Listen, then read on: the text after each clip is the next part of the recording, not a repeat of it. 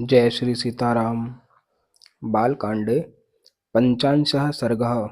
इस सर्ग में श्री राम आदि का मिथिलागमन, राजा जनक द्वारा विश्वामित्र का सत्कार तथा उनका श्री राम और लक्ष्मण के विषय में जिज्ञासा करना एवं उनका परिचय पाना।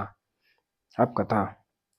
तदंतर लक्ष्मण सहित श्री राम विश्वामित्र जी को आगे करके महर्षि गौतम के आश्रम से ईशान कोण की ओर चल दिए और मिथिला नरेश के यज्ञ मंडप में जा पहुंचे।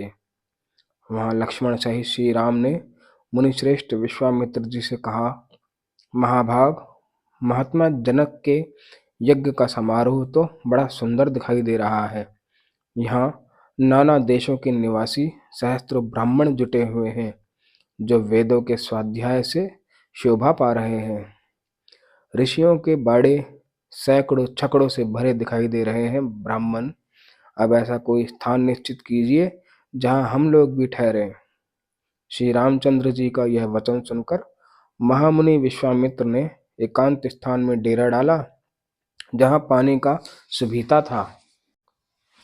अनिंद्य यानी उत्तम आचार विचार वाले नृपश्रेष्ठ महाराज जनक ने जब सुना कि विश्वामित्र जी पधारे हैं, तब वे तुरंत अपने पुरोहित शतानंद जी को आगे करके अर्घ्य लिए विनीत भाव से उनका स्वागत करने को चल दिए। उनके साथ अर्घ्य लिए महात्मा ऋत्विज भी शीघ्रता पूर्वक चले। राजा ने विनीत भाव से सहसा आगे बढ़कर महर्षि की अगवानी की तथा धर्मशास्त्र के अनुसार विश्वामित्र जी को धर्मयुक्त अर्घ्य समर्पित किया। महात्मा राजा जनक की वह पूजा ग्रहण करके मुनि ने उनका कुशल समाचार पूछा तथा उनके यज्ञ की निर्बाध स्थिति के विषय में जिज्ञासा की। राजा के साथ जो मुनि, उपाध्याय और पुरोहित आए थे, उनसे भी कुशल मंगल पूछकर विश्वामित्र जी बड़े हर्ष के साथ उन सभी महर्षियों से यथायोग्य मिले।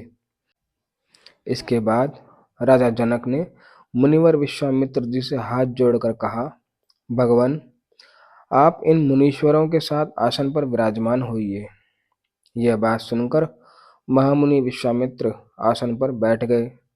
फिर पुरोहित, ऋत्विज तथा मंत्रियों सहित राजा भी सब और यथायोग्य आसनों पर विराजमान हो गए।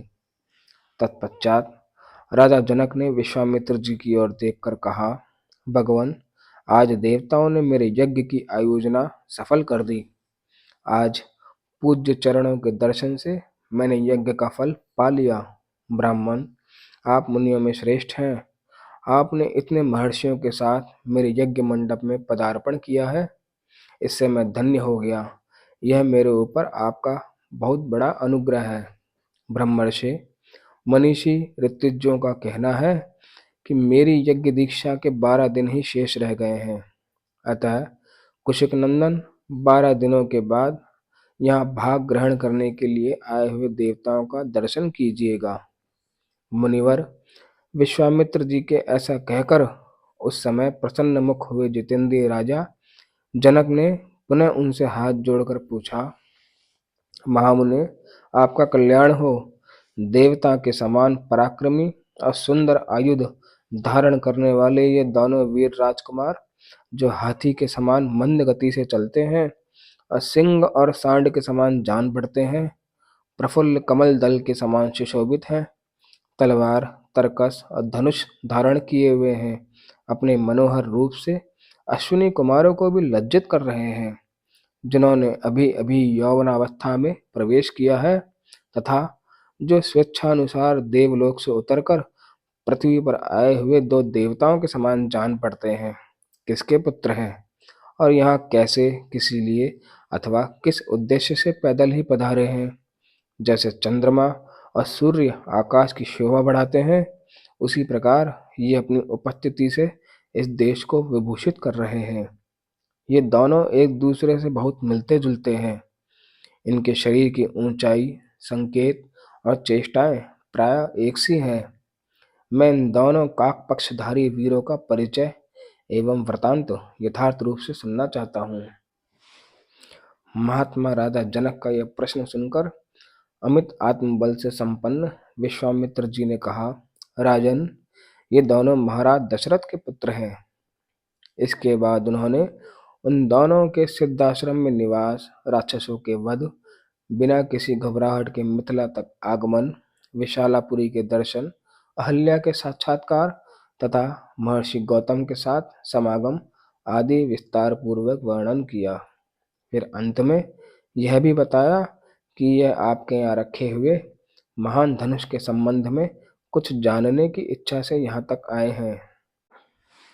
महात्मा राजा जनक से ये सब बातें निवेदन करके महातेजस्वी महामुनि विश्वामित्र चुप हो गए। इस प्रकार श्री वाल्मीकि निर्मित आर्ष रामायण आदि काव्य के बालकांड में 50वां सर्ग पूरा हुआ।